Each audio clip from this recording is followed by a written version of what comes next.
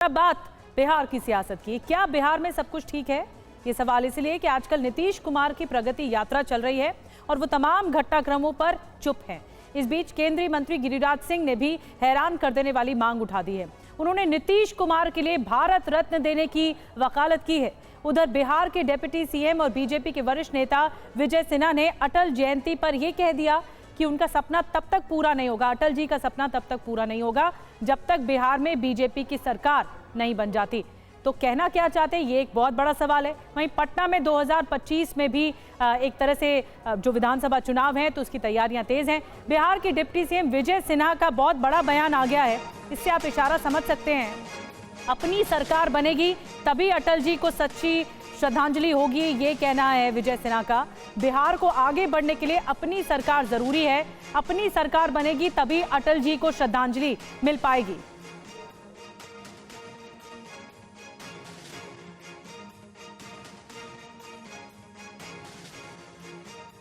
जो हमारे पूर्वजों ने दिया है, फिर से उसको स्थापित करने का, एक नए माहौल बनाने का। भारत के इतिहास में बिहार का इतिहास अमिट है, उसको जगाने का, हर बिहारी को गौरवान्वित करने का, पलायन नहीं, बाहर के लोग बिहार आए ऐसा माहौल खड़ा करने का संकल्प लेकर जब बिहार में अपनी सरकार बनेगी तो सच्ची श्रद्धांजलि हमारे सर्वोत्तम बिहारी वाजपेयी जी का होगा। एक बिहार कार्यकर्ता गौरवान्वित होगा, हर लोगों के चेहरे पर मुस्कान होगा। विजय कुमार सिन्हा को आपने सुना और इस बीच विजय सिन्हा के बयान पर अब सियासत तेज हो गई है। जेडीयू ने कह दिया है कि अटल जी और आडवाणी जी ने नीतीश कुमार को सीएम बनाने का फैसला किया था। वहीं आरजेडी ने यह कह दिया है कि बीजेपी विचित्र बयान देकर जेडीयू को असहज कर रही है। अपने दल के कार्यकर्ता को प्रोत्साहित करने के लिए उन्होंने क्या कहा, ये उनका मंतव्य हो सकता है। श्रद्धेय अटल जी और आडवाणी जी के नेतृत्व में निर्णय लिया गया कि बिहार में माननीय नीतीश कुमार जी नेतृत्व करेंगे और यही कारण है कि अटल जी के सुशासन शब्द के इस्तेमाल को नीतीश कुमार जी ने अपने प्रशासकीय कार्यशैली में किया। इसलिए एनडीए में माननीय नीतीश कुमार जी के नेतृत्व में चुनाव होगा।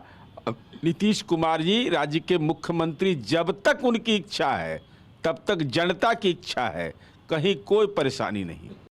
भाजपा विचित्र बयान दे रही है, जनता दल यू को बार बार असहज कर रही है। एक डिप्टी सीएम कह रहे हैं कि नीतीश जी के नेतृत्व में होगा चुनाव, अमित शाह जी कह रहे हैं कि चुनाव के बाद निर्णय होगा, गठबंधन के घटक दल निर्णय लेंगे, संसदीय दल निर्णय लेगा कि कौन नेता होगा।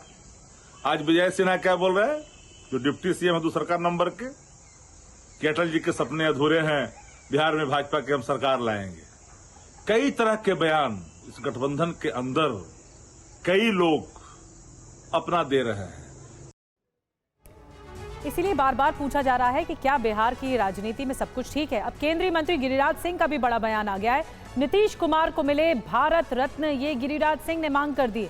नीतीश कुमार ने जंगल राज से बिहार को निकाला है और नीतीश और नवीन पटनायक को भारत रत्न मिलना चाहिए। आपको सुनवाते हैं क्या कुछ कहा उन्होंने। मैं इतना कहूंगा कि बिहार का जो चुनाव होने वाला है 2025 में, वो किसी को कंफ्यूजन में नहीं रहना चाहिए। लालू जी लाख तुम्बा फेरी कर ले, नीतीश कुमार के नेतृत्व में एनडीए का चुनाव होगा और बिहार में फिर से एनडीए की सरकार बनेगी। और मैं तो कहता हूं कि नीतीश कुमार इतने दिनों तक मुख्यमंत्री रहे, आज के बच्चे जो 30 साल के हो गए हैं, उन्होंने नहीं देखा लालू जी का जंगल राज, कुव्यवस्था, सड़कें, अस्पताल, स्कूल जर्जर स्थिति थी। आज उसको एक ऊंचाई पर ले जाने का काम किया है। और उड़ीसा में नवीन पटनायक ने भी वर्षों तक सेवा की। ऐसे व्यक्ति को देश में पुरस्कृत करने की जरूरत है, चाहे जिस भी पद से स्वीकार किया जाए, भारत रत्न जैसे चीजों से नवाजा जाए। और रूपेश हमारे साथ मौजूद हैं। आपने विजय कुमार सिन्हा को भी सुना, आपने गिरिराज सिंह को भी सुना। रूपेश के पास चलते हैं। रूपेश, क्या वाकई बिहार में सब कुछ ठीक है? दो अलग अलग नेता और दो अलग अलग बयान। गिरिराज सिंह कह रहे हैं कि एनडीए के नेतृत्व में, नीतीश के नेतृत्व में एनडीए की सरकार बनेगी, तो विजय कुमार सिन्हा कह रहे हैं कि अटल जी को तब तक सच्ची श्रद्धांजलि नहीं मिल पाएगी जब तक अपनी सरकार नहीं बन जाती, यानी बीजेपी की। ये क्या बताता है, क्या मायने क्या बताए जा रहे हैं इसके? देखिए, एक नेता का बयान बीजेपी की इच्छा है और दूसरे नेता का बयान बीजेपी का यथार्थ है। यानी कि बीजेपी को जिस तरीके से नीतीश कुमार ने पिछले वर्षों में 3 बार सत्ता से बाहर किया और आरजेडी के साथ हो लिए, ऐसे में बीजेपी की ये इच्छा रही है कि अगर बिहार में अकेले दम पर उनकी सरकार बनी तो इन परिस्थितियों से वो उबर सकते हैं। दूसरी तरफ बीजेपी को ये पता है कि इस वक्त बिहार जब चुनावी मुहाने पर खड़ा है, इस वक्त भी वो अकेले अपने दम पर सरकार बनाने की स्थिति में नहीं है।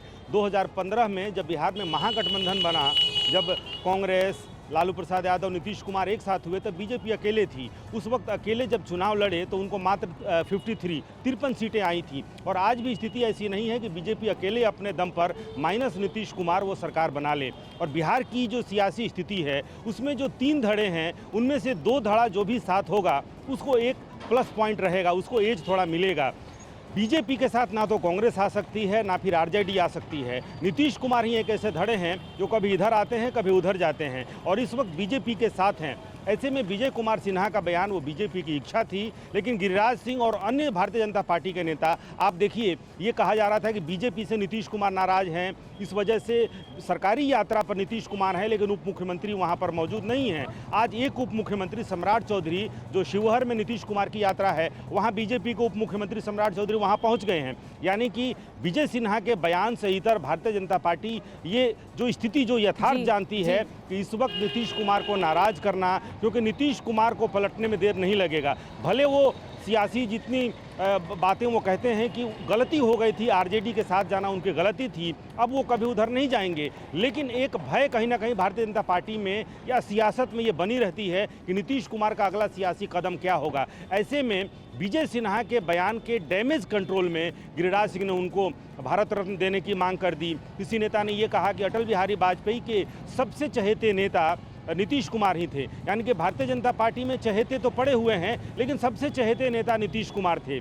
ये यथार्थ बतलाता है भारतीय जनता पार्टी का कि भारतीय जनता पार्टी की मजबूरी है। नीतीश कुमार भारतीय जनता पार्टी की कहीं ना कहीं मजबूरी है अगर बिहार में उनको सत्ता में रहना है। और बिहार कोई छोटा स्टेट नहीं है।